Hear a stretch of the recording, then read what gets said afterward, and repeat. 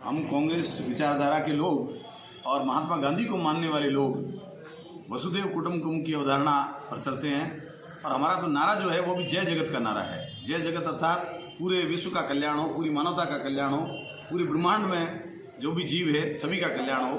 जबकि भारतीय ये गांधीवाद की जीत है।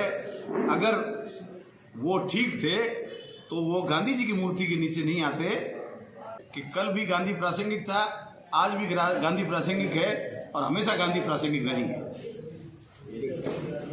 खड़े करते हैं। अरे उन सीमा सुरक्षा के बल के जवानों को सल्यूट कीजिए, उनका सम्मान कीजिए जो जिनकी वजह से हम सब सुरक्षित हैं।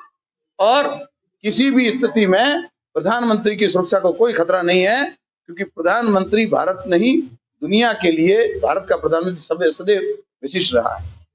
आप सभी जानते हैं श्रीमती इंदिरा गांधी जब प्रधानमंत्री थी तो उन पर हमला हुआ था उड़ीसा में, पत्थर फेंके गए थे। एक पत्थर उनके सर पे लगा, दूसरा पत्थर उनकी नाक पे लगा। सुरक्षा बलों ने कहा कि आप मंच के पीछे चले जाइए, आपकी जान को खतरा है। उन्होंने कहा नहीं। उन्होंने अपना भाषण अनवरत जारी रखा और अपनी पूरी बात कही। कौन भूल सकता है कि इंदिरा गांधी जी ने अपना बलिदान दिया है? कौन भूल सकता है कि सरदार बेंत सिंह जी ने अपना बलिदान दिया है? कौन भूल सकता है कि राजीव गांधी जी ने अपना बलिदान दिया है? और उसके बाद ये जो सवाल खड़े किए जा रहे हैं ये हास्यास्पद है।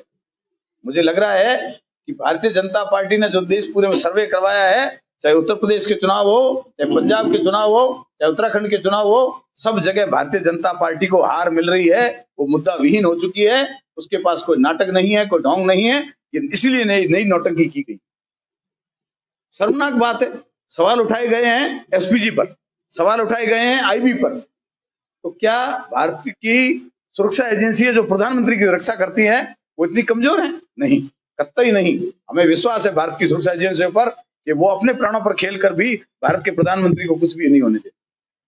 लेकिन जिस तरह की बातें की गई है, और सच्चाई ये है कि कुर्सियां खाली थी, लोग नहीं थे, इसलिए लौटना पड़ा। और आप सभी भली भांति जानते हैं कि बिना फेंके लौटने का दर्द क्या होता है। चिन्नी बाबू आप क्या जानो, ये सच्चाई है। ये फैक्ट यही है कि प्रधानमंत्री जी को वहां कुर्सियां खाली मिली, लोग नहीं थे, तब भाषण नहीं देना था, पहुंचना नहीं था, तो किसी न किसी सर पर ठीकरा फोड़ना था। इसलिए ठीकरा फोड़ने के लिए उन्होंने कांग्रेस और पंजाब सरकार को चुना। हम इसकी निंदा भर्त्सना करते हैं और कहते हैं कि सरकार जांच करवाए और जो दोषी उनके विरुद्ध कार्रवाई होनी चाहिए। इसमें हम सभी उनके साथ हैं, कार्रवाई होनी चाहिए। लेकिन ऐसी झूठी बातें फेंकना बंद करें।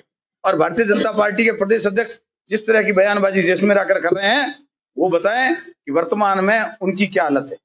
7-7, 8-8 उनके नेता तो सीएम के भावी सीएम बनने के दावेदार बन के घूम रहे हैं।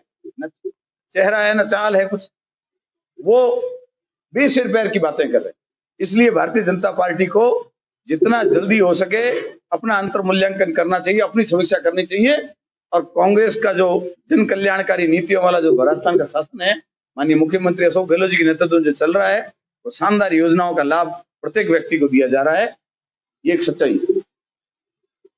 और मोटे तौर पर यही थे जिनका मैंने आपसे जिक्र किया। इसके अलावा कोई सवाल हो तो आप पूछ सकते हैं।